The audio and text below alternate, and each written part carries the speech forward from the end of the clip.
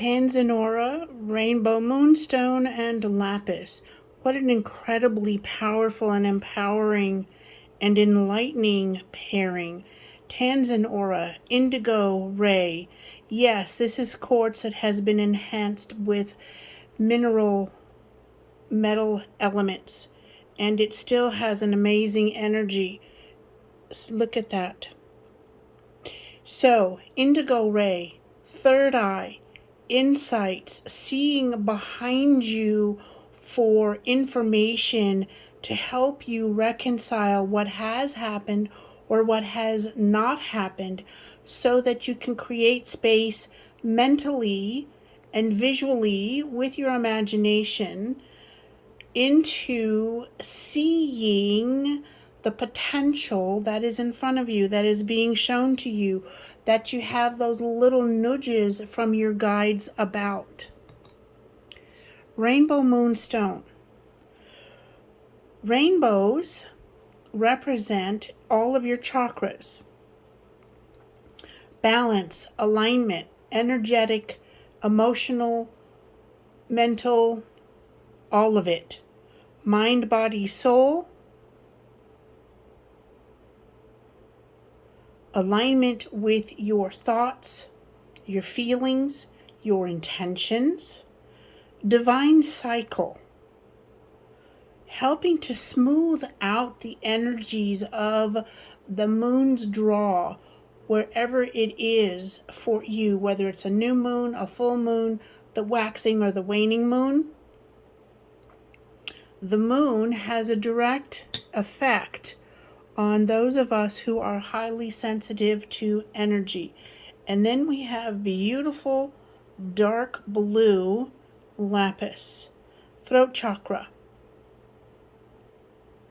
Clearing. This is called or is known as the communication stone.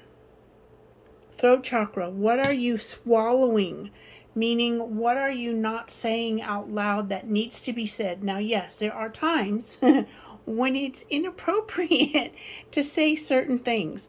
You still need to get that out of your throat chakra, because as you swallow things that need to be said that aren't said, you are actually stuffing it over time down into and through your heart center, so it gets clogged up, and then eventually down into your solar plexus, which is your primary point of manifestation, empowerment, self-confidence, and those things. And then it continues down further into your sacral chakra, relationships with yourself, your creativity, relationships with others in the workplace, family, your other half if you have one, and into your root chakra, which then stagnates your feeling safe, secure, your survival issues, prosperity, passion, protection. So, open your third eye,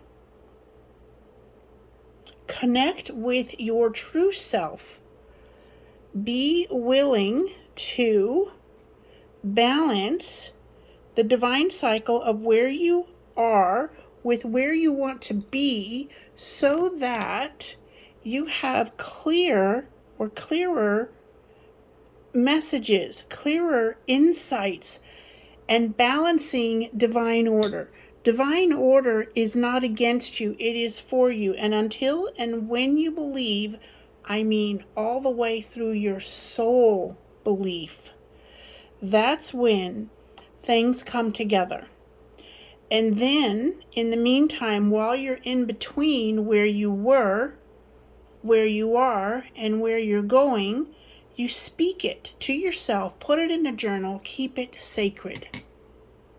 Keep your absolute dreams, your aspirations, your most sacred self sacred.